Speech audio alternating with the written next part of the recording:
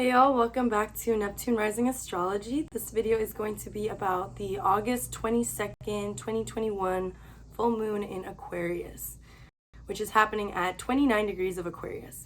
So this full moon is pretty significant because the 29th degree of any sign is known as the anaretic degree, and it's a critical degree. It's basically the last degree of any sign before it moves on to the next sign. So at 29 degrees Aquarius, the moon is essentially finishing up all of its lessons in the sign of Aquarius before it moves on to the next sign of Pisces. And the same goes for the opposite, Sun in Leo, which is at 29 degrees Leo, about to finish up all of its lessons in the sign of Leo before it moves on to Virgo. So the day after this full moon commences Virgo season. But we're going to be focusing on this full moon in Aquarius right now. So Aquarius is the sign that rules innovation. It rules equality, progression. In modern astrology, it is co-ruled by both its traditional ruler, Saturn, which is the planet of rules, restrictions, limitations, time, and its modern ruler, Uranus, which rules revolution, technology, progressiveness, moving things forward, innovation. So this full moon is essentially about taking in all of the emotional lessons of the past year and moving on, learning how to change, learning how to deal with our emotions in a completely new manner, learning how to take in the unexpected, learning how to take in the new, and learning how to detach from things that are holding us back, learning how to let go of any emotions or cycles that may be limiting us, restricting us. Because the moon is really about the past, it's about cycles. So with the moon in Aquarius, we have to deal with these cycles by changing them. We have to change the way we deal with our emotions. And this full moon is conjunct the planet Jupiter, which is at 26 degrees, and it's currently retrograde. So with the moon conjunct Jupiter, the planet of luck and expansion, we're having a very positive view of the future right now. This is a time to really expand on the ways that we can change, we can be our true authentic selves, we can express our emotions unapologetically. This is a time to be really optimistic. The last full moon was at 1 degree Aquarius, and it was pretty much sandwiched between Saturn and Pluto, which are both malefic planets. They're both planets that are kind of dark and harsh and may feel a little heavier. So this full moon is a really wonderful change from that because it's right next to Jupiter. So with this full moon, we're able to see beyond our limitations. We're able to see our potential, the future, where we can expand, where we can learn, where we can grow. And we're able to take that on in a really positive and optimistic manner. So this is really exciting, This is time to really let go of whatever our perceived restrictions and limitations are, let that go. In true Aquarius style, we need to learn how to detach. We need to learn how to detach from what other people think, from even what we think, from whatever has been holding us back.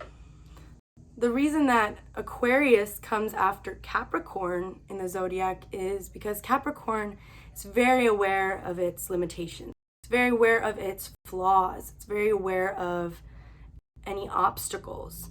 And then Aquarius comes right after Capricorn to be like, but we can overcome that, we can push the boundaries.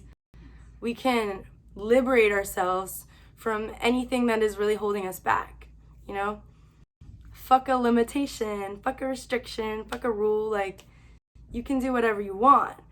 Aquarius is about ultimate freedom. It's about ultimate equality, ultimate freedom, ultimate innovation, growth. Aquarius is also a very idealistic archetype. So it's able to look ahead into the future and really see the most idealized version of a dream. What is your ideal future look like? Now is the time to really envision that for yourself. Like, in your wildest dreams, what does your future look like? Now's the time to think about that. In this full moon formation, we've also got a beautiful grand trine between the planet Saturn, the planet Venus, and the North Node. So all three of these are in air signs right now at about 7 and 8 degrees. And all of these planets are 120 degrees apart from each other right now, which forms this grand trine. We've got Venus in Libra at 7 degrees, forming a 120 degree trine aspect over to the North Node in Gemini, which is at 7 degrees as well. And then those two in turn are forming trines over to Saturn, which is at 8 degrees of Aquarius. Grand trines are beautiful aspect formations because they are comprised of 3 planets, or in this case, 2 planets and 1 point, the North Node, which are all flowing with each other in very harmonious aspects. So with Venus and Saturn in a trine with each other, we're able to take on a much more mature approach to our relationships and our values, a much more grounded approach, a much more realistic approach. We're able to take responsibility, take accountability in the ways that we love and in the things that we value. We're able to step up and take grounded, practical action in our relationships. And these 2 planets forming a trine over to the North Node in Gemini means that whatever this action is, whatever this new mindset of practicality and groundedness that we are bringing to our love life and our values and our relationship to money, that is really helping us karmically. It's helping us grow, because the North Node is a point in the sky in which the Earth's orbit and the Moon's orbit intersect, and it reflects where we want to be, essentially. It reflects where we want to grow, where we need to grow. It reflects what we need to learn.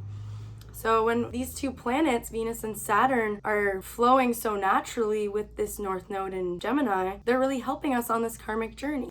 So for anything or anyone in your life that you love, think about ways that you can step up and exhibit more Saturnian qualities, such as being dependable, being reliable, being accountable, owning up to yourself, owning up to your own responsibilities, your own flaws even. This can really help us grow. And with the North Node in Gemini, where we want to grow is in our mind. Gemini is a Mercury ruled sign. So it's all about the mind. It's all about communication. It's all about the thought process. How can we be more open-minded?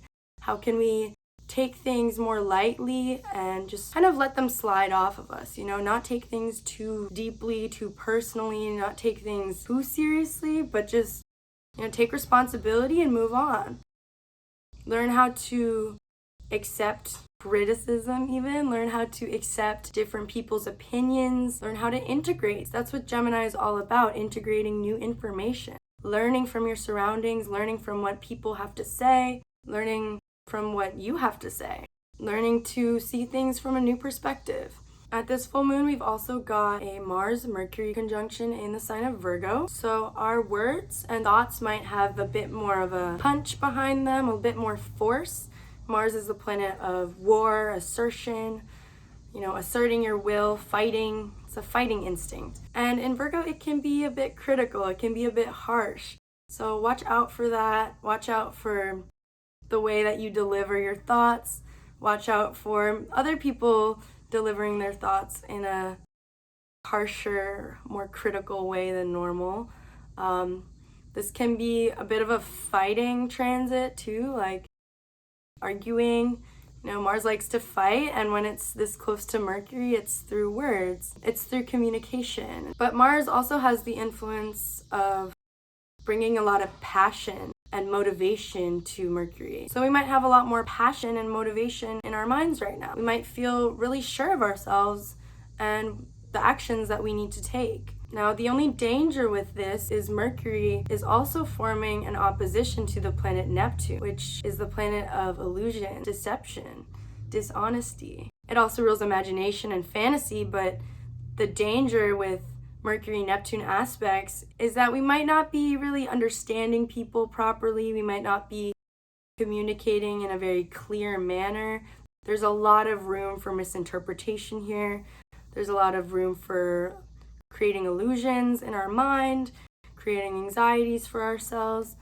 So just watch out for that. Make sure you're very clear with yourself and clear with others. It's okay to over communicate, but just take things with a grain of salt. They might not be exactly as they appear. It's easy to kind of make things up and fill in the blanks with our imaginations at this time. So yeah, just watch out for that. And that concludes the explanation of this full moon in Aquarius. I hope y'all have a beautiful full moon. Really let go of whatever perceived limitations you've been holding on to and make room for expansion, make room for your dreams, make room for the future that you want to see. All right, thank you for watching. I'll see you at the new moon in Virgo.